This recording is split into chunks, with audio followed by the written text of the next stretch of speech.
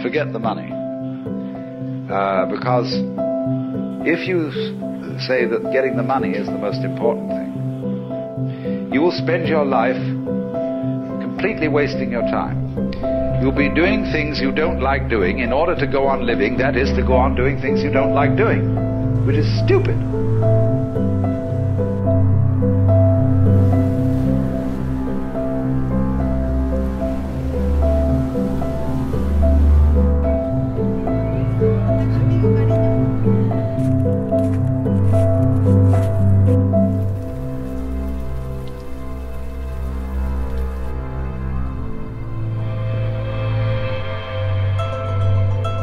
Better to have a short life that is full of what you like doing than a long life spent in a miserable way.